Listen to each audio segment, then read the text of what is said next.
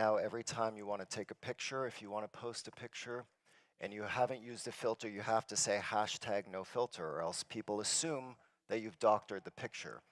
Our kids are growing up where filters are just the norm. I mean, you don't post a picture, you don't just put something that is naturally beautiful online, you accent it in one way or another.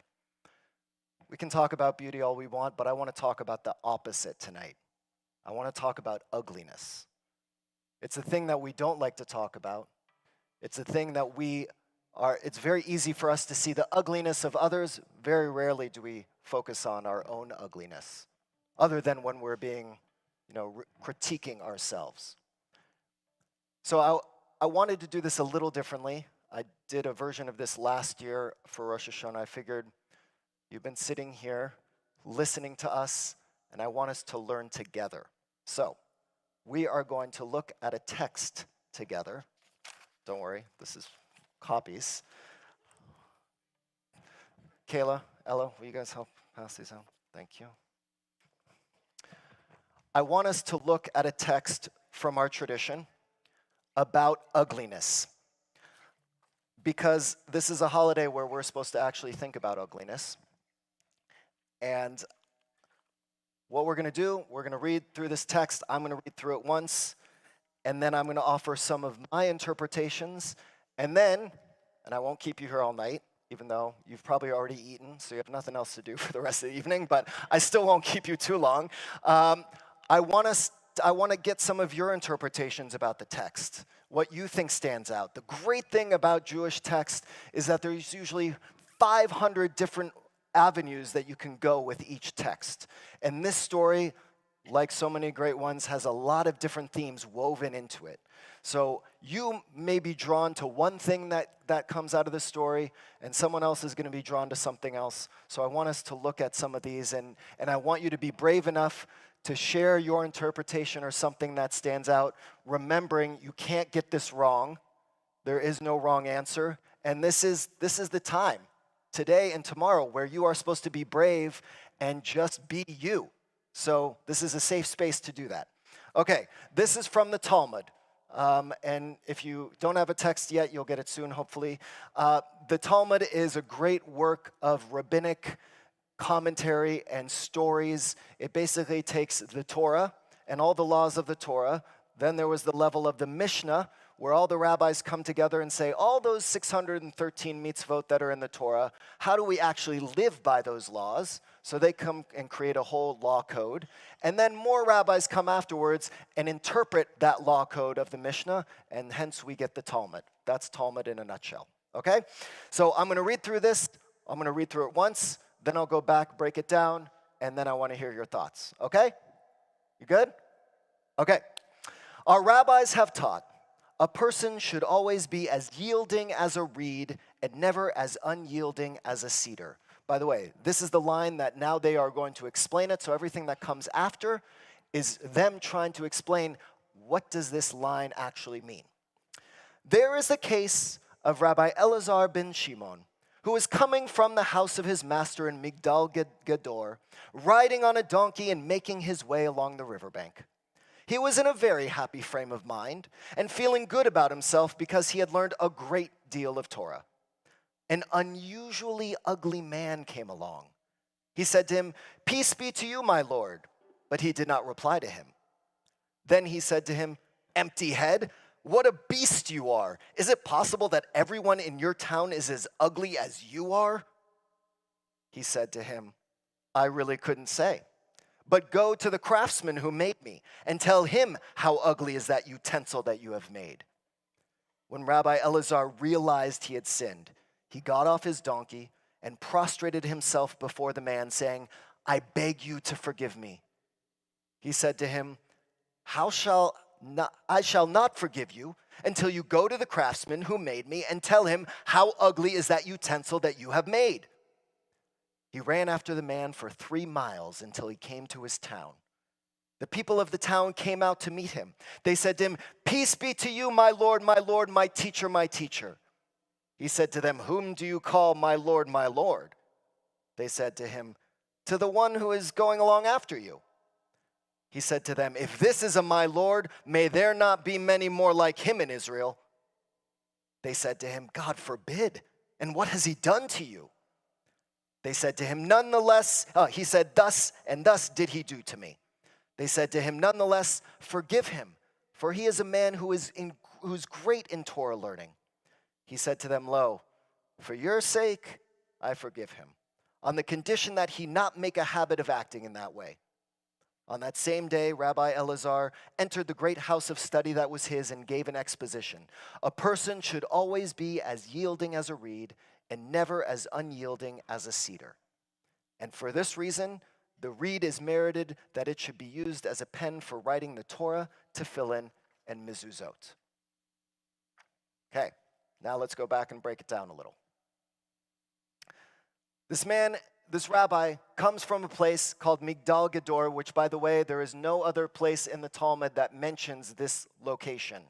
And so one of the commentaries suggests, well, it must not really be a true place, but what it means built into that name is this idea of walls and fences. So here comes the rabbi from his walled little place where he was in his bubble, learning Torah, feeling really good about himself, and then he goes out of that bubble into the great wide world, and that is when something snaps. This, to me, what we see at the very beginning of the story, is this challenge of what happens when we live in a bubble. We could also call it an echo chamber in today's world, and where we look at everything else that doesn't fall under the scope of how we see the world as something that is ugly, that is different, that is deficient. If it doesn't fit my view of the world, then it is wrong. And that is exactly what this rabbi is doing. He sees someone who looks different, in this case, someone who looks very ugly to him. We're not sure if this person is actually physically ugly. We're not even sure why he's saying this man is ugly, other than he goes right to the heart of this man by saying, "You are ugly. Not only are you ugly, in the Aramaic it's reka, you are empty." What happens when we live in a world where we enclose ourselves in a bubble and we see that everything else out there is wrong? It is so easy for us to just judge and say, "You are empty, you are useless, your perspective is wrong, your perspective is empty, useless, forget it, I don't want to hear anything about it." That's exactly what this rabbi is doing. So, keeps going. And the man responds to him and says, "Go to the craftsman who made me." So now built into this story, in response to being told he's ugly, the ugly man reminds the rabbi, actually, we are all created in the image of God. It's something that we tend to forget when we're walking through the world. It's definitely something we don't think about when we're calling that person an idiot, or when we're saying someone is stupid or ugly, or their actions are ugly. We're not remembering the fact that they were made in the image of God. And that's exactly what this ugly man is saying.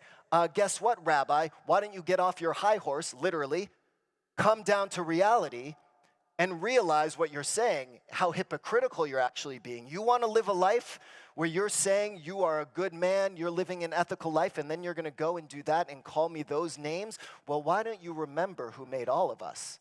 So the ugly man gives him a little taste of knowledge. And of course, that's what then allows the rabbi to literally get off his horse, his donkey, and to apologize to this man. There are moments where we are confronted by our own ugliness, where someone will call us out. But a lot of times that's not going to happen. And so this is also a reminder. Number one, there are times where you should call out ugliness, and you should call out disrespect. And there are also going to be times, let's remember, when you might be dishing it out, and someone may not have the strength, the fortitude, the wherewithal to come back at you like a line from the ugly man, and you have to work extra hard to really be thinking about what you're saying before you actually say it.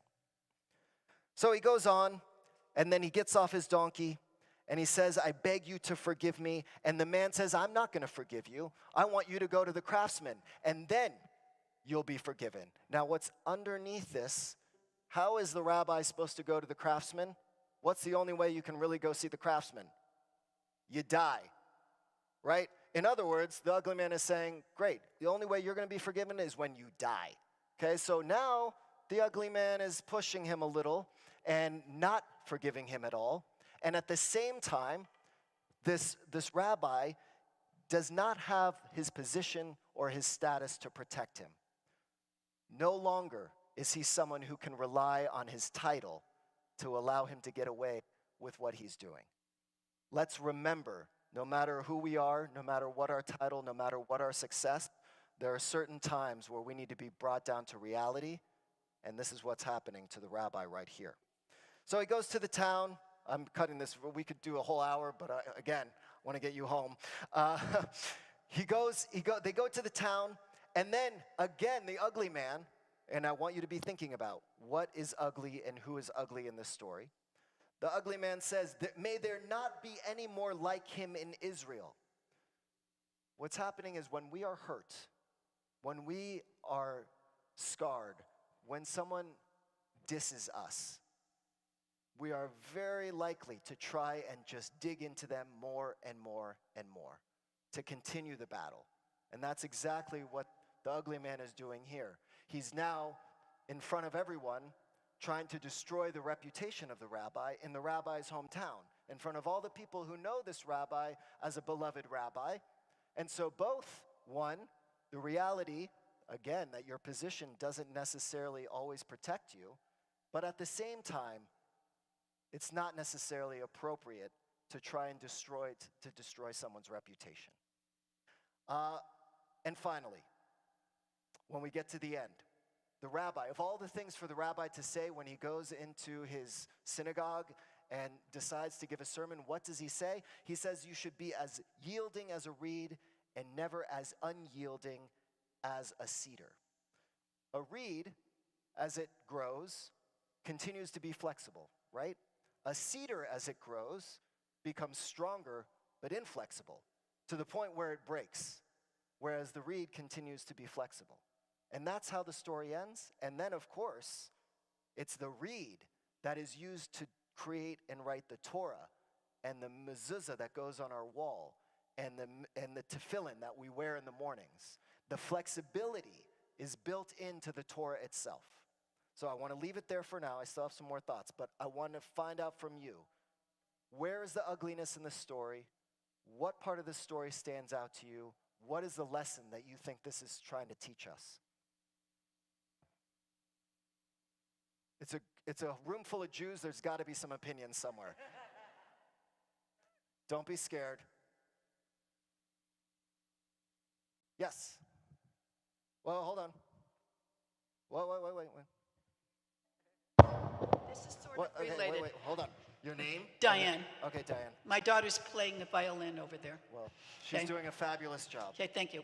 Okay, I made the acquaintance of a woman who had a little girl of about 4 years old, and unfortunately, she was born with some facial problems that she's going to have surgery. And to that mother, that little girl was beautiful. She treated her as though she was the most beautiful child in the world. And I got the feeling with this rabbi, and it makes no sense that he's been to like rabbinical school or whatever, and then he would have such a heart-rending thing to say to this person. Makes no sense to me at all.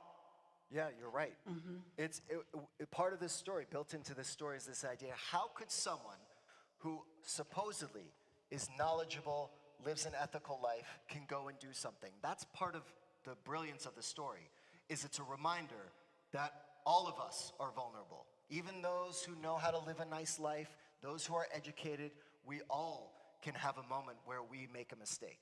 Great. Other hands. Yes. What's your name? I'm Jonah. I thought it's interesting how the story kind of flips on its head, in that the man who is called ugly is the one who won't forgive the rabbi, and it's the community that has to come and tell him that no, he does need to be forgiven, and that there's ugliness on all the sides here. So. Great. Yes, even the ugly man, at first, he is the victim, but then what happens is, because he doesn't end up forgiving the rabbi, it's almost as though ugliness, he becomes ugly in a certain way, not just physically, but the way he's acting. Yes. Your name? I'm Naomi. Hi, Naomi. I think one aspect of this story is that, like, no one's inherently ugly, right? Like, the craftsmen, whatever, that were made in God's image or in some divine image, but then we can have ugly actions. I also think it's telling that, like, when the rabbi asks to be forgiven, he's rejected, in an admittedly funny way, but only like at the end, only by like spreading these teachings, only by like doing a solid action, making an effort to like make up for his mistake. That's kind of at the moment he's forgiven by the community and by the man that he was cruel to. Awesome, thank you. Yes. Your name, sir? I'm Asher. So what I found especially interesting about this story is that kind of what the ugly man was making fun of the rabbi for, which was being hypocritical. The ugly man ended up doing the same thing by going and calling out the rabbi.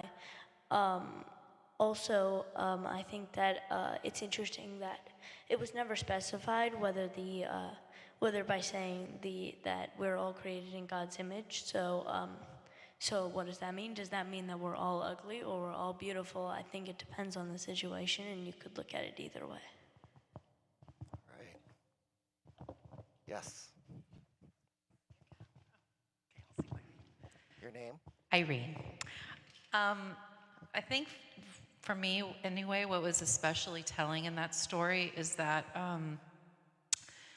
I hate calling him the ugly man. I'm just going to say that first. But in any event, when the ugly man wants to express himself to the rabbi, how it made me think about how, as human beings, how uncomfortable it is for any of us to sit in any sort of hurt that we experience, and how much easier it is to bring people down with us when we're feeling that, because that space is really lonely and uncomfortable, and so it's easier to bring people down in order to make ourselves feel better. Thank you. Yeah. I think if we Your take name? this to a higher, my name's Julie. I think if we take this to a higher level, I think this is a great reminder to all of us tonight to be kind to one another, that we never know what's going on inside someone else's life, and that we are all internally and in pain, and to just be kind to one another. Thank you. Yeah. David, I thought it was very interesting because he was, riding high on his horse, as you mentioned, and he was singing his own tune, and he took a minute to pause, right? He didn't reply right away, and in that moment, a crucial moment that we all have, to take that time to think. Very few things require a split-second decision, and in that time you take to think, you could pass along kindness, because he was having a great day, only to ruin someone else's.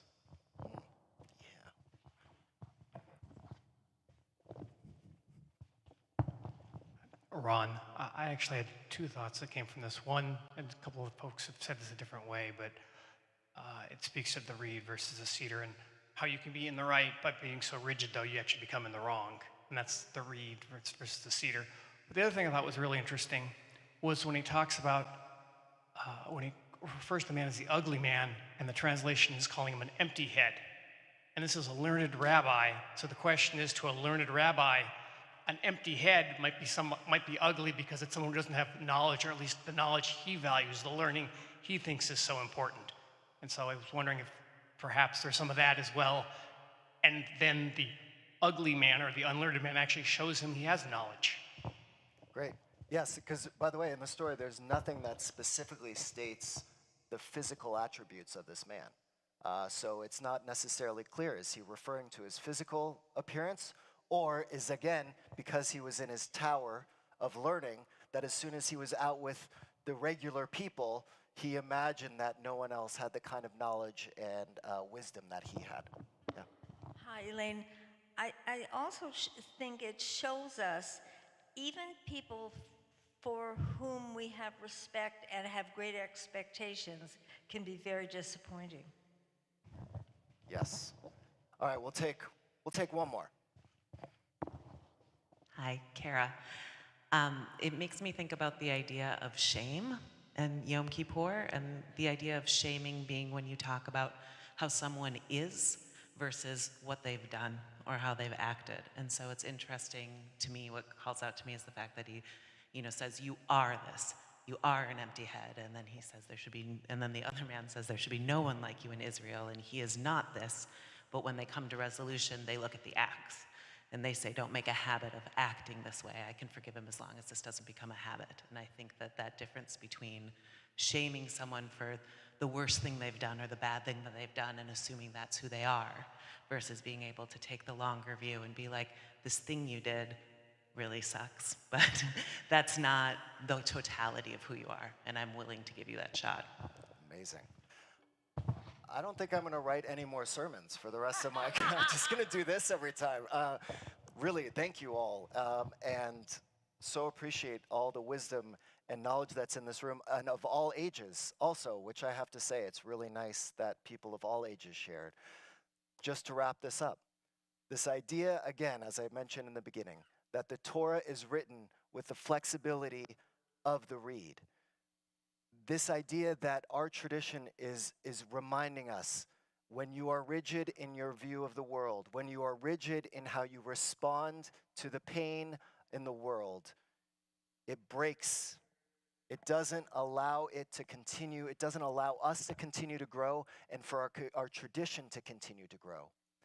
We all are that rabbi or that ugly man at one point or another.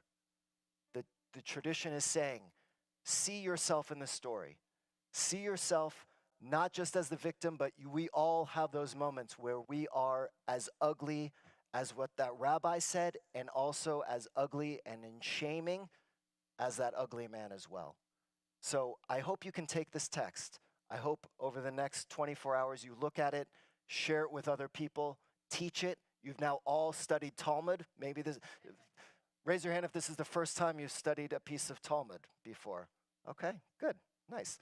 And let's remember, as we walk into this day, how can you look for flexibility? How can you look for ways in which, with that flexibility, we can write a Torah of life and meaning for this new year? Shana Tova.